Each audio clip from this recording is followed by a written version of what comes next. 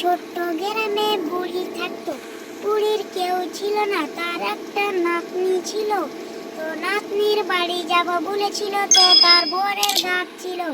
তার মেল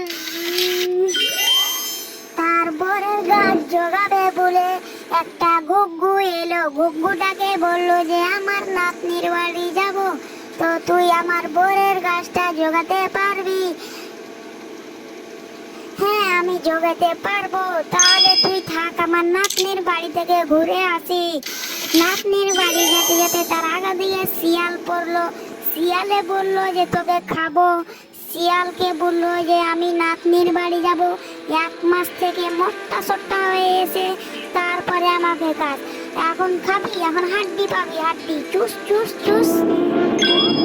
তার আগা দিকে সাপ ভাল্লুক বাঘ পড়লো। সবাই কি বললো যে আমি মোটা সোটা হয়ে এসে তারপরে আমাকে খাস। তার নাতনির বাড়িতে 1 মাস থেকে মোটা সোটা হয়ে নাতনিকে বলছে আমাকে বাঘে ভাল্লুকে বা সাপে খেতে চেয়েছে। তার নাতনি তার লেগে লাউ বানালো, লাউয়ে ভরে দিল। লাউ ঘর ঘর, লাউ ঘর ঘর, চলে যাব আমি নাতনির ঘর। লাউ ঘর ঘর, লাউ ঘর ঘর। একটা ছোট্ট গ্রামে বুড়ি থাকতো। বুড়ির কেউ ছিল না, তার একটা নাতনি ছিল। তো নাতনির বাড়ি যাব বলেছিল, তো তার বরের গাছ ছিল। তার মেল তার বরের গাছ জোগাবে বলে একটা ঘুঘু এলো। ঘুঘুটাকে বললো যে আমার নাতনির বাড়ি যাব, তো তুই আমার বরের গাছটা জোগাতে পারবি?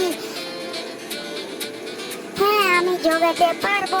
তাহলে তুই থাক, আমার নাতনির বাড়ি থেকে ঘুরে আসি। নাতনির বাড়ি যেতে যেতে তার আগা দিয়ে শিয়াল পড়লো। শিয়ালে বললো যে তোকে খাবো। শিয়ালকে বললো যে আমি নাতনির বাড়ি যাব, 1 মাস থেকে মোটা